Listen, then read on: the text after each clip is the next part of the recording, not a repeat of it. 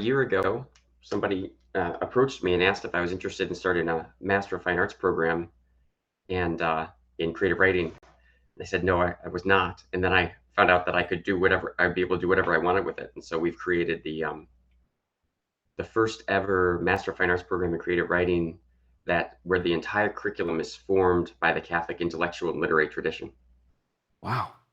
I mean, well, why don't we just dive right in and just talk about that? So this show here, the Catholic Author Show, we're oftentimes interviewing authors and writers and so on. And today we're talking about the person who sits behind those kinds of projects with your Master of Fine Arts program. So welcome, friends.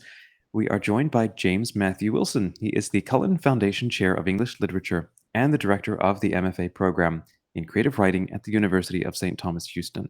You've got 11 books that you've written plus a recent collection of poems.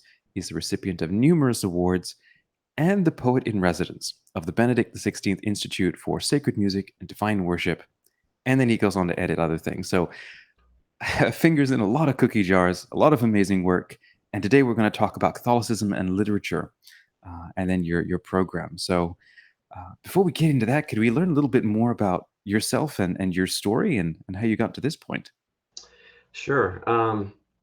I, when I was a student at the University of Michigan, I already decided I wanted to be a writer. But two things happened that really sort of shaped what that meant for me. The first one, and this is something that most of your uh, audience probably won't identify with right away, uh, was a professor tried to explain to us what blank verse or iambic pentameter was, and I began counting out stresses and syllables and trying to write a single line. And by the time I had done that, and it took me a long time to write 10 syllables, and by the time I was done, I was hooked. And I thought, if I could do this for the rest of my life, it would be a joy. But another thing happened there, and that is that university, like most contemporary universities, was moving away from its sort of classical humanistic mission and becoming ever more politicized. Mm, Whereas okay. as a young writer, I and most of my classmates, or at least good friends, we had our writers group, and we realized that the contemporary university was by and far not a great place for those who really care about the stuff of beauty. Hmm. And so we formed our own writers group and and critiqued each other's stories. And we were very different people. We didn't agree on a lot of things, including things religious, but Hmm. we shared two convictions. One was that the craft of art matters. That if you make something well, that's not just an isolated or unimportant thing. That matters for the work and for what extends beyond the work, including all those who encounter it. Yeah, And that exactly. the reason craft matters is because if you make something well, it reflects in some meaningful way the order of the universe, the order that God has made. And that therefore, then this is how we would have put it, to encounter a work of art can change your life. Hmm. So um, already as a young writer, I was sort of standing athwart most of the contemporary academy and contemporary literary life, Hmm. but it also with those intuitions that craft mattered and that art could change your life. It got me curious. Why is it that encountering something beautiful can change your life? Why do stories move us? Why do they transform us? Yeah. And that set me off on a long course that led very quickly into a deeper relationship with the Catholic Church.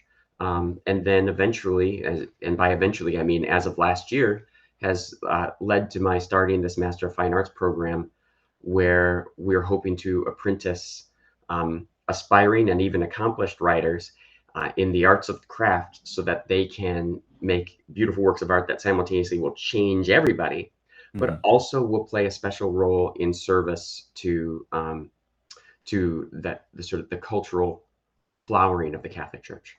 No, that's beautiful. I really want to ask, how the program works, but I'd love to actually keep digging into why this is a need, you know, and especially right now. And it seems like the perfect time to be doing this because media is exploding, and Mhm. human connectivity at this time in history is exploding, and so there's a revival, there's kind of a renaissance going on. um, but I think the fine arts have been pushed aside for refined technologies, and so you're helping to bring that back into focus. I think that's true. Agree with all of that.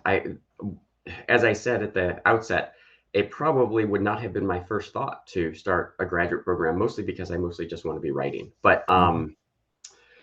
But uh, when it was proposed to me, I sat back and I thought, how many people have contacted me over the last decade Mhm. asking where they could learn to be a writer, where they could do advanced study, graduate study, Mhm. um, where they could find somebody who will mentor them in a way that's concurrent with the life of the spirit as Yeah. opposed to in opposition to it.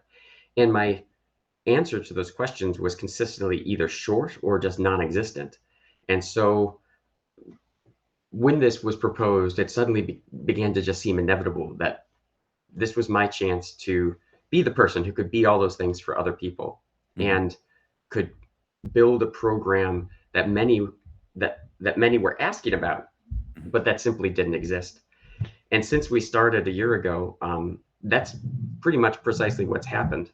Mhm. We announced the program last April, and by the time we started classes in the fall, we were completely full. Wow. People were coming out of the woodwork and from all kinds of life experiences and seeking out this program because they thought it was the one place where they could Mhm. finally enter the intellectual and the artistic life on the terms that they thought were necessary for it. And Wow. not to go on too much, but let me just give you a few examples. We Yeah, have go ahead, we please. have we have a Benedictine monk in Santa Fe whose superior ordered him to enter this program. We have a retired Okay. priest in Nebraska who has been writing poems for years but wants to finally get serious at the age of 77.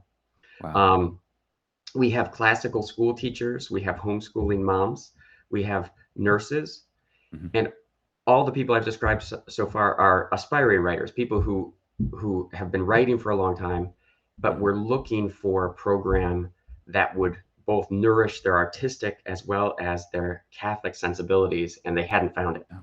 But I Wow. want to also mention that among our students are distinguished authors and editors, people who are working in publishing and editing Mhm. for large firms like Penguin and Hackett, Mhm. and authors who have published one to as many as 4 or 5 books. These are people who didn't need our program in the sense of getting in the doorway to the literary life. They Mhm. needed our program because they wanted to participate in the renaissance that you were just describing. Ah, that is exciting. And so you mentioned it covers poetry, and what other kinds of craft are people being inducted into and trained? Well, so when we began last year, there we were a company of two with a bunch of visiting faculty, and it was Joshua Wren, who Okay. was formerly my publisher at Wise Blood Books, where I published several books years ago. And Joshua is a really talented fiction writer who's published 2 books of short stories, and his first novel, Infinite Regress, came out just this last year. He Mm. also published just this last year a huge book with Tan called How to Read and Write Like a Catholic, which is really quite a Ah. delight. Um, between those 4 books, he's really established himself as one of the great, talented younger Catholic fiction writers of our day. Mhm. And then I mentioned earlier, am a poet and an essayist, Mhm. and have been publishing in those genres for many years. And so, with Joshua and I at the core of the program, we began a poetry and a fiction writing track. However, very shortly, we're going to begin a literary nonfiction and spiritual memoir Oh, course within the program because a lot of beautiful. people are very interested in doing different kinds of spiritual and apologetic writing, and Mhm. also writing their autobiography and nonfiction essays. And so that's going to be our next big leap. Beyond that, however, we do have plans to introduce dramatic writing and screenwriting because we really think that how should I put it? I'm a poet. Poetry is has always been regarded as the highest of art forms, but it's hardly one of the most popular art forms in our day. And we Mhm. really want a program that can reach everybody via every medium, Mhm. including mass communications and social media mediums that are so dominant in our day. Yeah. No, that's incredible. How does the program work? Can people sign up online? Do they have to come in person? Is what does the sort of syllabus Yeah, look like? it can be completed 100% online, Okay. and that's of necessity because Hmm. we're looking for people who are already somewhere around midlife on this life's journey, as Dante puts it. Hmm. As I mentioned, we have a Benedictine monk in the deserts of Santa Fe, New Mexico. He cannot come to a classroom every week. Wow. So how is he going to do this program except online? Uh-huh. So we designed the course to be online, but we have a summer in-person intensive course that's optional that takes place in Houston every year, and that's accompanied by a, um, a summer literary series that's open to the general public. So it's a great Okay. festive time, admittedly in the hot, the hot Wow. swamps of Houston in June, but nonetheless, that hasn't stopped us. The rest of the year, it's all online. Hmm. Um, but the classes are as close as you could possibly get to a traditional residential graduate program, with the Okay. exception of them being online. We know that most people who are writers or are Hmm. aspiring writers have never met another writer or anybody else who took the art form seriously. And so Hmm. we wanted to create as much community as we possibly could. And Fantastic. so we have once a week a, a given course will meet for 2 hours and 45 minutes. That often turns into 4 hours because our students just love being together and talking, Yeah. which is fine with me. Oh, that's wonderful. Well, James, if people want to learn more about this program, where can they go online for more details? The first place to go is to stthom.edu/MFA. So stthom.edu/MFA. And the whole details of the program pop up right there. And even the application process is right there. Fantastic. And if people are curious about your own work and following you or seeing some of your own things, where can they connect with you? Thanks for asking. So I have a website, jamesmatthewwilson.com, and Easy. uh, I routinely post new material that's appeared in magazines, whether it's poems or book reviews or essays. Uh-huh. And you can also learn more about uh, my collections of poetry there. That's beautiful. Well, this is always my favorite question to ask people. If you had 1 minute to share a message of encouragement to, and especially with this community that this show is for Catholic fiction writers, if you had 1 minute to share a message of encouragement to them, what would you like to say? I would just say to continue and persist, because in our current moment, it's very easy to be discouraged by pursuing the literary life. In part because when you read a lot of contemporary fiction and look at the contemporary arts, it seems as if it's so empty and nihilistic and has nothing to make you think that meaningful stories matter in our day.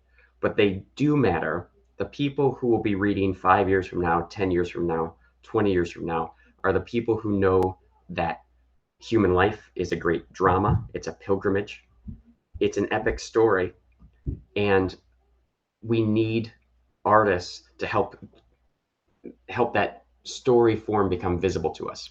And so what you're doing as an artist in the Catholic tradition is actually providing a deep need in human culture, and one that's going largely unanswered beyond fairly small numbers in our day.